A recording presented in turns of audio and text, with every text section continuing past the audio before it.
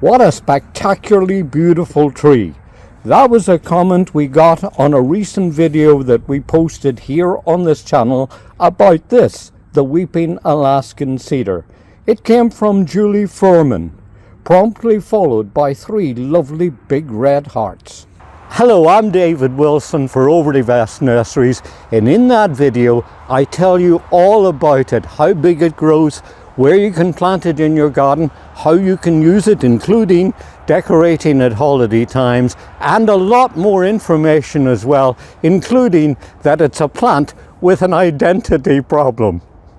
Well, here I am filming this on quite a nice day, would you believe, in early January. I think that shows how valuable it is in our winter garden. But you know what? Evergreens like this are very valuable the whole year round. And this particular one is a time-tested, very dependable and reliable variety that if you're not growing it, we would encourage you to think about it. But if you are growing it, we'd be really interested to know how it's doing for you. So when you get a moment, post your comments here on our channel and let us know how it's doing for you. But Julie and everybody else, there's a whole lot more that I want to tell you about this fabulous tree. For instance, in its background, there's some really interesting stories about its discovery and introduction. Now, I should quickly mention that the original species, the one from which this selection is descended from, was collected by one of Scotland's famous plant hunters.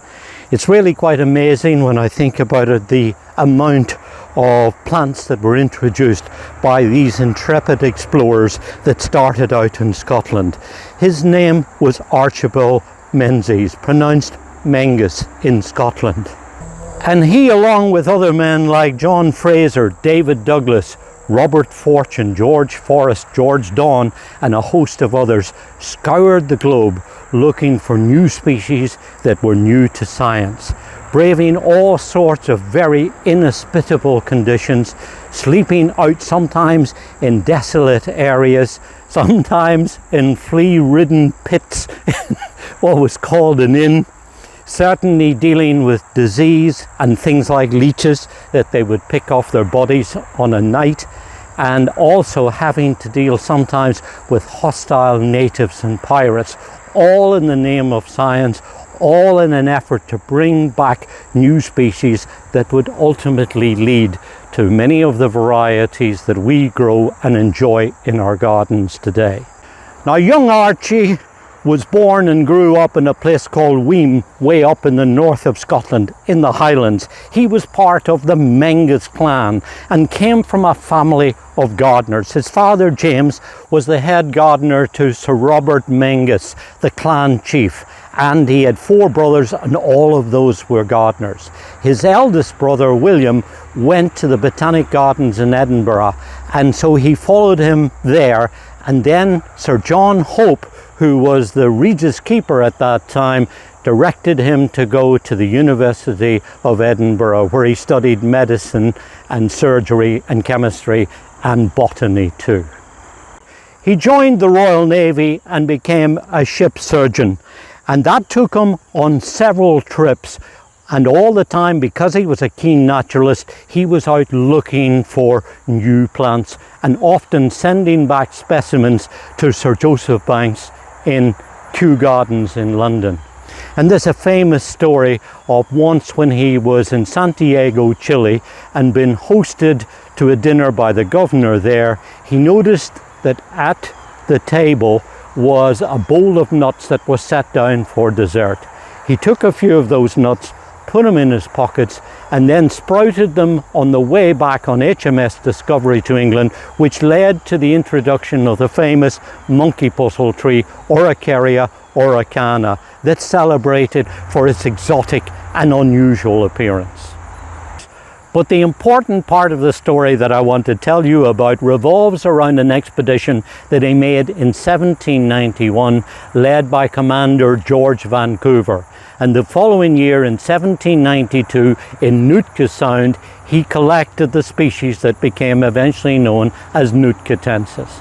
Now, whether you pronounce his name as Menzies or Mengus, or the plant's name as Chamaecyparis or one of the other names, I hope that whenever you grow and enjoy it in your garden for the lovely, easy to grow and very elegant specimen that it is, now you'll remember at least a little bit of the story and the effort that all went into producing the beautiful plants that we're able to grow and enjoy in our gardens. Now, it's true that over time it can grow into quite a large specimen, but you know what? There's things you can do to keep it within bounds. And in the next video, I'll be showing you some tips and tricks that I've used here during the last 25 years to grow this plant in a relatively tight space. So stay tuned. And if you like the kind of information that we're giving you here on our channel, it would be really great if you could share these videos, like them of course, and also subscribe if you haven't already. And of course, if you're in need of more inspiration and support, be sure to visit some of our partnering garden centres.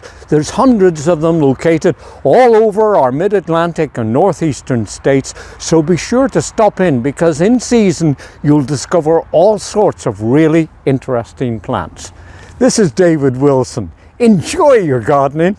It's good for us and it's good for our environment too.